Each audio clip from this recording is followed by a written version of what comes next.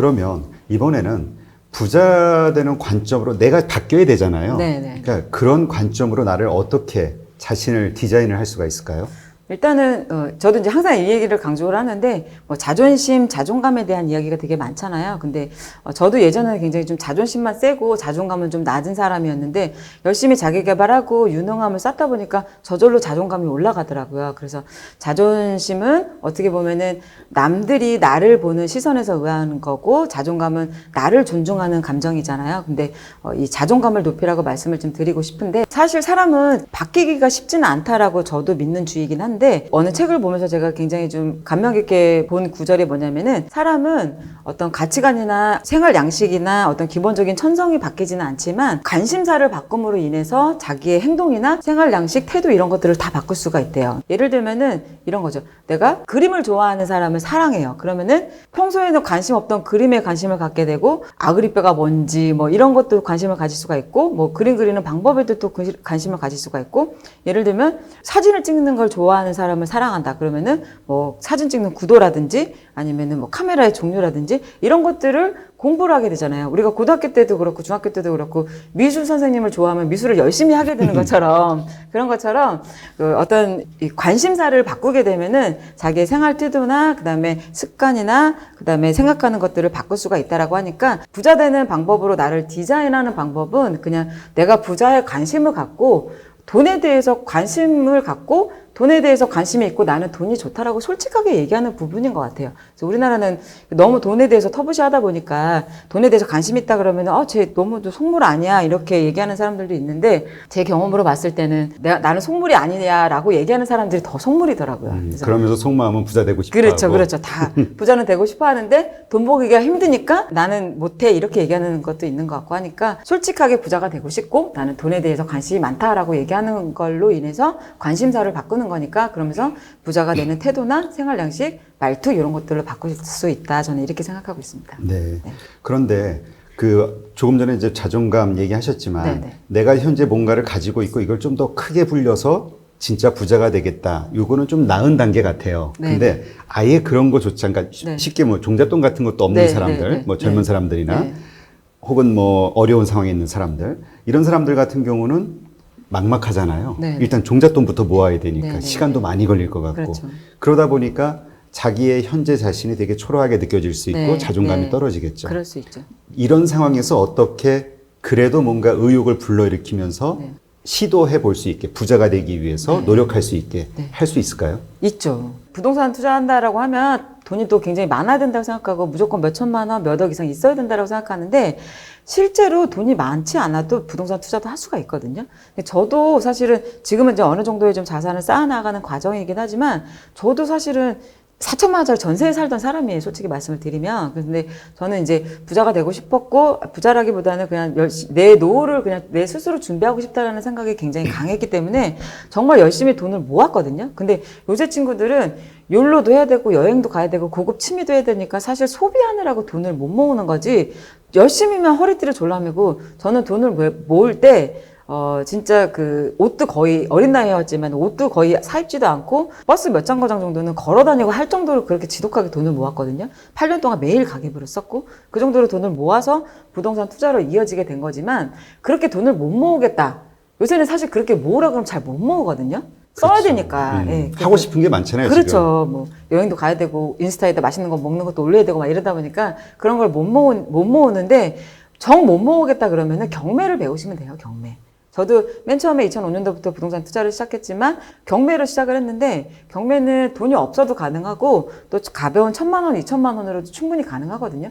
1,000만 원, 2,000만 원 못 모아도 마이너스 대출이라도 받을 수 있잖아요. 그래서 뭐 경매 투자를 해가지고 뭐 수도권에 2차나 3차 유찰된 뭐 빌라나 뭐 지방의 아파트나 이런 것들을 사게 되면 돈이 없이도 투자가 가능하거든요. 그래서 경매로 배우시게 되면은 돈이 없어도 종잣돈을 늘릴 수 있는 계기가 되니까 경매는 꼭 배워보시면 좋으실 것 같아요. 제가 강의 때 항상 하는 이야기입니다. 네. 지금 그 경매로 이렇게 뭔가 자산을 그 불리기 시작하셨을 때가 언제적이죠? 몇 년 전이죠? 2005년도부터. 2005년. 네. 그럼 거의 한 15년 전? 15년 됐어요. 예. 네. 그러면 그때 당시에 유효했던 방법이 네. 15년이 흐른 지금에서도 먹힌다고 생각하세요? 그렇죠. 왜냐하면 경매는 기본적으로 아무리 부동산 규제를 하더라도 일반 매매보다는 저렴하게 매입을 하는 거거든요. 물론 낙찰 받으려면은 공부도 좀 해야 되고, 근데 권리 분석 한 집에 한 세대가 들어있는 권리 분석은 EBS 경매 강의 한 20강만 들어도 누구나 다 할 수가 있어요. 뭐 어려운 거 뭐 예를 들어 다가구나 뭐 이런 거 뭐 건물 이런 거 빼고는 한 집에 한 세대 들어있는 거는 누구나 다 할 수 있고, 저도 그렇게 시작을 했는데, 예를 들면은 뭐 수도권에 예를 들어서 빌라나 지방 아파트, 물론 수도권의 아파트는 싸게는 못 사요, 경매로는. 근데 뭐 신축 빌라 같은 거는 전세가도 굉장히 높은데 1억짜리를 예를 들면은 수도권에 30% 떨어지면은 1억 500 정도를 떨어지거든요. 근데 수도권의 역세권의 신축 빌라는 전세가도 높아요. 그러면은 걔를 1억 500이지만은 1억 1000 정도면은 낙찰을 받을 수가 있거든요. 걔를 똑같이 1억 1000에 전세를 드리면은 그거는 돈이 없이 투자를 하는 거잖아요. 네. 근데 걔를 원래는 1억 5천짜리인데 경매를 샀기 때문에 1억 1000에 산 거니까 매도를 할 때는 1억 3천에 싸게 매도를 하는 거예요. 그러면 거기서 시세 차익을 얻을 수가 있잖아요. 그럼 그 돈으로 또 종잣돈을 만들어서 또 아파트 투자를 한다든지 이런 식으로 가면 되니까, 경매는 배워놓으시면은 굉장히 큰 도움이 많이 되고, 투자를 하시는 분들이라면 저는 경매는 아주 기본이라고 생각을 해요. 그러면 어쨌든 경매라는 건 하나의 그 돈을 불리는 하나의 행위잖아요. 그렇죠. 네. 그러니까 그러한 행위를 하기 위한 최소한의 종잣돈. 그렇죠. 그거를 모으기까지 우리 저자님도 한 8년간은 네네. 정말 뭐 걸어 다니고 네네. 정말 아끼고 네네. 옷도 안 사 입고 네네. 하고 싶은 거 안 하고 네네. 이렇게 이제 인내하면서 사셨다는 거잖아요. 네네네. 지금 그러한 어떤 그 지금 뭐 저자님을 따라서 하려는 어떤 네. 사람들이 있다고 했을 때 네. 그런 분들도 한 8년만 그런 식으로 고생하면 자기 자신을 억누르면 될 수 있나요? 8년 안 누르셔도 한 3년만 하셔도 될 것 같은데요. 그래요? 저는 워낙 없이 또 이렇게 부모님한테 물려받은 것도 없고, 또 저는 이제 예체능을 하고 싶었는데 집에서 지원을 못 받았기 때문에 못해서 그런 거에 대한 아쉬움 때문에 저희 이제 딸이 그 예체능을 하고 싶어 해서 예체능도 시키고 있었고, 또 부모님도 생활비도 한 15년을 제가 드리고 있어요. 그러다 보니까 제 노후를 준비를 못 하다 보니까 모으는 기간이 좀 돈이 오래 걸리긴 했지만, 그런 거 아니고 예를 들어서 아기도 없고 나간 돈이 없다 그러면은 부모님한테 그럴 땐 좀 기대고 부모님 집에서 밥 얻어먹고 하면 되잖아요. 그러면은 월급 웬만큼은 모을 수 있지 않나요? 한 300 받으면은 100만 원 쓰고 200 모으면은 종잣돈 그래도 웬만한 경매하고 아파트 정도 할 수 있는 거 몇 년만 모으면 충분히 모을 수 있을 것 같은데. 한 3년만 모으셔도 충분하실 것 같습니다. 그 말씀은 네. 우리가 이제 보통 젊은 친구들은 야, 젊어서 놀아야지. 네. 늙어지면 네. 뭐죠? 그런 얘기 네, 있잖아요. 물론 그래서 건강도 안 좋아지고 네. 그다음에 뭐 가정을 갖게 되면 여러 가지 얽매이는 것도 많아지고 네, 좀 네. 이렇게 홀가분할 때 조금 더 놀아야지 네. 이런 생각을 하는데 네, 네. 오히려 반대로 그렇게 홀가분할 때 빨리 돈을 모으는 게 유리하다 이런 그렇죠. 얘기신 거죠? 그렇죠. 왜냐면 아기가 생기고 이러면 사실 더 돈 모으기가 더 힘들어지는데, 혼자일 때는 돈 모으기가 뭐 쓸 때 안 쓰려고 생각하면은 돈 모으기가 훨씬 더 쉽지 않나요? 그래서 그렇게 빨리 시작하는 사람은 오히려 더 빨리 성장하는데, 나중에 시작하려고 그러면은 애도 있고 또 양쪽도 부모님도 계시고 이러면 돈을 더 모으기가 좀 어려우니까 빨리 시작하면 시작할수록 돈을 모으기는 더 좋은 것 같아요. 그런 친구들이 더 많이 돈을 모으기도 하고. 근데 처음에 돈을 모을 때 참 힘들잖아요. 왜냐면 네. 하고 싶은 걸 안 하면서 막 참아야 되니까 네, 네, 재미없고. 네, 네, 네. 그러나 어느 정도 늘어나서 이걸 뭔가 불리는 과정에 들어가면 재미있지 않나요? 네, 그렇죠. 재밌죠. 그 재미있게 되는 과정까지는 어느 정도 참으면 될까요? 일단 저는 경매를 하게 되면은 한 2천, 3천만 있어도 충분히 할 수 있으니까 일반 직장인들은 1년만 모으시면 될 것 같고요. 그래서 경매를 해가지고 2천만 원을 들여서 투자를 했는데 갑자기 거기서 종잣돈이 3천만 원이 늘어나고 4천만 원이 늘어나고 그런 것만 봐도 일단은 재미가 있잖아요. 그러니까 1년만 열심히 모으셔도 될 것 같거든요. 저야 이제 옛날이었고 또 이제 뭔가를 해야 될지를 잘 몰라서 계속 이제 모으고 있다가 뭐 여러 가지 공부를 하다가 우연한 기회에 뭐 우형달 씨가 쓴 나는 부동산 경매로 17억 벌었다 이제 그 책을 보고 이제 수도권에 빌라 투자를 시작하게 된 거거든요. 근데 지금 같은 경우는 워낙에 정보들이 많고 내가 조금만 인터넷 검색해 보면 부동산에 대한 웬만한 정보들은 다 오픈되어 있거든요. 누구나 다 할 수가 있으니까 접근할 수 있고 또 카페를 들어가서 공부를 해봐도 되는 거고 하는 거니까 한 1년만 모으셔도 재미는 충분히 1년에 뭐 한두 건 정도만 낙찰을 받으셔도 돈이 1,000만 원, 2,000만 원 이렇게 늘어나게 되면 기분이 좋으면 더 하게 되잖아요. 그러니까 1년만 참으셔도 충분하실 것 같은데요. 네. 그러니까 이제 결국은 그 경매, 그러니까 예를 들어서 하나의 그 방법이 이제 경매인 거고 네네. 그 돈을 불리는 여러 가지 방법들이 있겠죠. 그렇죠, 그렇죠. 네. 그러한 것들은 결국 이제 돈에 대한 지식이라고 얘기할 수 있는 네, 거고. 네, 네. 그래서 이제 책에서 얘기하신 게 이제 돈에 대한 지식은 절대 권력이다라는 네, 네, 네. 말씀을 하셨는데 이게 그런 뜻인 건가요? 그렇죠. 여기서 이제 유대인의 예를 좀 들고 싶은데, 우리나라는 좀 어릴 때 저도 그랬지만은 너는 그냥 공부나 열심히 해. 약간 이런 주의잖아요. 그래도 엄마가, 부모님이 일하는 데도 뭐 예를 들어 식당을 한다. 그러면 거기도 잘 못 오게 하고 약간 이제 그런 식의 교육을 받고 자랐는데, 유대인들 같은 경우에는 13살이 되면은 바로 그 친구들한테 종잣돈을 주어서 본인 스스로 관리할 수 있게끔 그렇게 교육을 시킨다고 하더라고요. 그래서 그런 부분들을 보면서 아, 유대인이 괜히 전 세계를 장악하고 있는 게 아니구나라는 생각을 했는데, 우리나라도 그런 돈에 대한 교육을 사실은 부모님한테 받지 못하면 학교에서는 거의 못 받잖아요. 그러다 보니까 우리가 돈에 대해서 교육을 못 받다 보니까 재테크에 대해서도 관심이 없고 이렇게 살았던 것 같은데, 그러다 보니까 일부만 뭐 돈에 대해서 관심 있는 사람들만 더 많은 부를 더 늘려나가는 부분들도 있는 것 같은데, 돈에 대해서 지식이 많다라고 하는 거는 어떤 위기가 왔을 때도 내가 돈을 불릴 수 있는 지식이 될 수도 있겠지만, 일반적인 상황에 대해서도 내가 부동산에 대해서도 알고, 어떤 주식에 대해서도 알고, 뭐 채권에 대해서도 알고, 달러에 대해서도 알고, 여러 가지에 대해서 투자 상품에 대해서 알고 있다라고 한다면, 또 그리고 경제 흐름까지 내가 간파를 하고 있다라고 한다면, 그 흐름에 따라서 달러는 어떻게 될 거고, 주식은 어떻게 될 거고, 부동산은 어떻게 될 거고, 100%까지는 아니지만은 어느 정도는 유추가 가능하면 내가 돈이 지나는 길목에 딱 달러가 됐든 주식이 됐든 부동산이 됐든 그물을 들이울 수가 있는 거잖아요. 그래서 그런 이 돈에 대해서 재테크나 경제 흐름이나 어떤 돈에 대해서 지식을 쌓는 거는 절대 권력이다, 이렇게 얘기를 드리는 거고, 또 이제는 유튜브, 뭐 카페, 그다음에 뭐 블로그 통해 가지고 너무 많은 정보들이 많거든요. 내가 관심만 있으면은 진짜 다 유료로 줄 만한 정보들을 다 무료로 주고 있기 때문에 굳이 학원을 가지 않아도 내가 관심만 있으면 돈에 대한 지식은 얼마든지 쌓을 수 있는 시대라고 이렇게 말씀을 드리고 싶어요. 네, 그렇군요.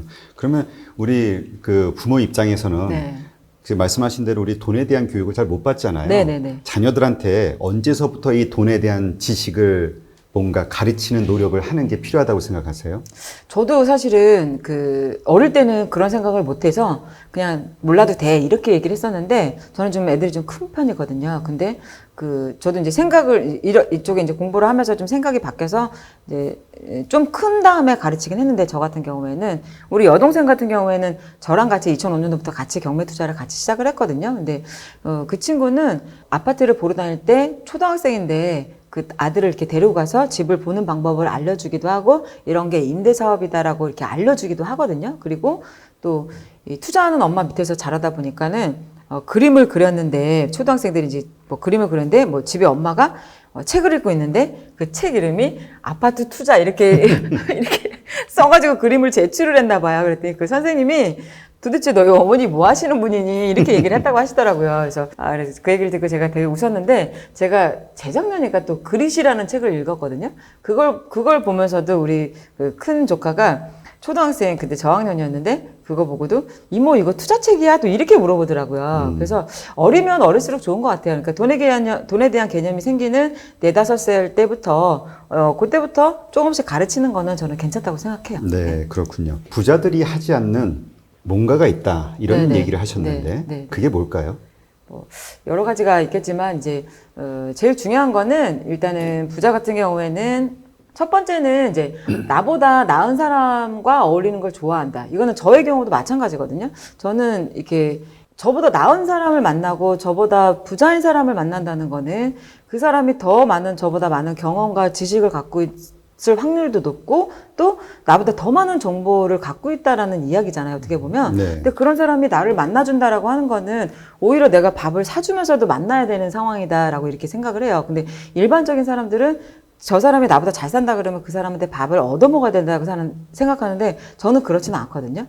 뭐 그런 사람이 나한테 시간을 내어주면 당연히 제가 밥을 사야 된다라고 생각하는 주의고, 또 예전부터도 이렇게 제가 잠깐 집에서 살림을 할 때가 있었어요, 몇 년 동안. 그때 이제 동네 아줌마들하고 이렇게 잠깐 어울렸었는데, 모여서 하는 얘기가 저는 너무 관심 밖의 얘기들만 하더라고요. 뭐 시댁 욕하고 뭐 남편이 어떻고 저떻고 욕하고 이런 얘기하고, 물론 이제 그게 어쩌다가는 인생의 양념이 될 수는 있는데, 대화의 거의 대부분의 주제가 이런 얘기니까 저는 안 맞더라고요, 그런 얘기를 하는 게. 그래서 오히려 그냥 집에서 집에서 청소는 한 번 더 하고 애들 맛있는 건 해주는 게 더 낫지. 저런 소모적인 이야기가 뭐가 필요가 있나 이런 생각이 들어서 저는 사실 동네 아주머니들하고 많이 안 어울렸거든요.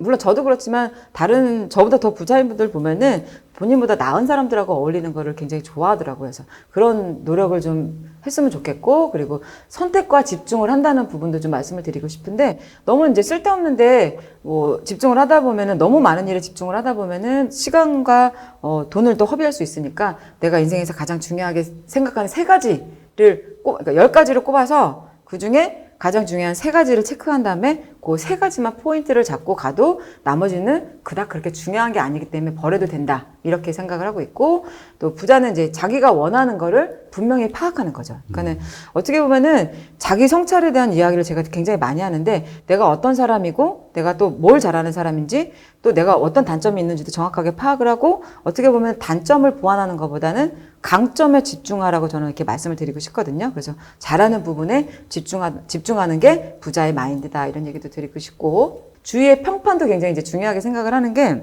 지금 이제 SNS가 발달이 돼가지고 진짜 어디 가서 사기치거나 나쁜 짓 하거나 막 이러면은 그거 다 올라오잖아요. 또 고위공직자들도 진짜 나쁜 짓 하면 다 올라오는 시대니까. 그래서 주위 평판을 굉장히 중요하게 생각해야 되기 때문에 어디 가서나 행동 거지를 좀 똑바로 해야 되고, 좀 이렇게 겸손하게 살아야 된다. 부자들은 주위의 평판의 중요성을 잘 알고 있다라고 이런 얘기를 드리고 싶고, 또 모든 일을 이제 혼자 하지 않고 누구나 잘하는 일이 있고 못하는 일이 있으니까, 잘 못하는 거는 나보다 잘하는 사람에게 위임하고, 또 마지막으로 제일 중요한 거는 사람을 귀하게 여긴다는 거를 말씀을 드리고 싶어요. 그래서 제 주변에도 사업에 성공하시고 진짜 크게 되신 분들은 대부분 다 하나같이 겸손하시고 잘 베풀고 사람을 귀하게 여기고 이런 분들이더라고요. 진짜 돈을 쫓는 것보다는 사람을 얻으려고 노력하는 사람들이 대부분 더 훨씬 크게 되더라고요. 그래서 사람을 귀하게 여기는 사람들이 부자가 되시는 것 같아요. 그러니까 사람을 업신여기지 않는다가 부자가 안 하는 것들이겠죠. 네, 그렇군요. 그럼 우리 조금 전에 얘기하셨던 우리 저자님은 인생에서 세 가지 중요한 게 뭐라고 결정을 하셨어요? 저는 가장 중요한 거는 사람과의 생산적인 관계하고, 그 다음에 유능함과 그 다음에 자유, 인생의 자유, 이 세 가지를 꼽고 있습니다. 아, 뭔가 철학적인데요. 네. 여러 가지 의미가 많이 내포되어 있다고 봐요. 네. 네, 그렇군요. 그래서 이제 그 세 가지를 중심으로 모든 네. 라이프 스타일이 네, 네, 이렇게 네. 맞춰져서 네, 돌아가고 맞아요. 있다. 네, 네. 이제 이렇게 말씀하시는 네, 네, 거고요.